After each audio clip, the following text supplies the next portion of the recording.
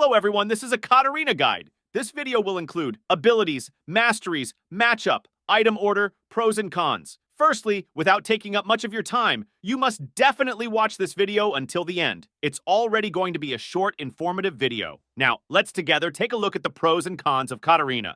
First, look at the pros. Strong team fight, high snowball potential, strong early 2v2 and 3v3 skirmishes, great roaming, very fun playstyle, high skill cap. And now cons, very weak laning phase, snowball reliant, countered by CC and a lot of champs. Relies on enemies' mistakes, very squishy, only has damage, only has. Now, let's take a look at the Katarina mastery page together. Here, you can make adjustments according to your own playstyle. I prefer to take Conqueror, Electrocute, or First Strike as the main rune pages, but you do have some flexibility depending on the matchup you're in, your comp or your mood. You can take alternative secondary runes depending on the matchup too, or for example, Dark Harvest in lower elos is really good.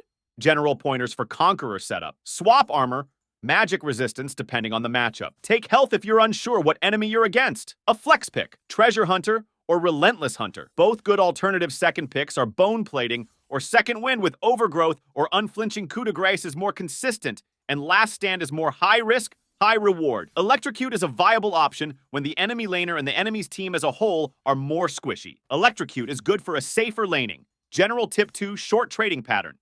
The Conqueror rune is better versus tankier enemies and better skirmishes. I go First Strike if they don't have much CC in the first place, and if I'm in the mood to get rich. However, you can technically get away with taking either rune setups, unless you go AD path, then you should go Conqueror or First Strike. It all comes down to personal preference and your playstyle, because you could go Conqueror with the full AP build path as well. So try to play around with runes, and which you prefer can go Dark Harvest too in lower elos. Depending on the opponent's situation and the game's composition, you can make these selections. You can choose Longsword, Health Potion, and Stealth Ward as your starting items. After 5 minutes, for your early item pick, you can go for Blasting Wand or Recurve Bow. Up to 20 minutes, you can consider purchasing Nashor's Tooth, Sorcerer's Shoes, and Hextech Rocket Belt. For your full build, after getting Zhonya's Hourglass recently, you can continue with Banshee's Veil and Lichbane, or Void Staff or Rabadon's Death Cap.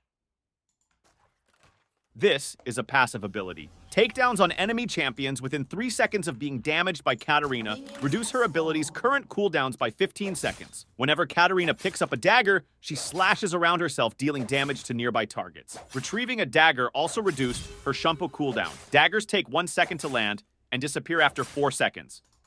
This is a Q ability. Katarina throws a dagger at the target enemy that bounces to up to 2 nearby enemies, dealing damage to each target. The dagger then lands 350 units opposite from where it struck the target. This is a W ability. Katarina tosses a dagger into the air and gains bonus movement speed for a small period of time. This is a E ability. Katarina blinks to a target location, dealing damage to the nearest enemy. Shunpo is an auto attack reset.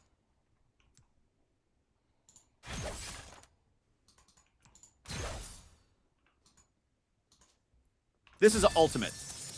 Katarina channels for up to 2.5 seconds, spinning rapidly and hitting the closest 3 enemy champions. Her Death Lotus applies on-hit effects and inflicts grievous wounds to targets.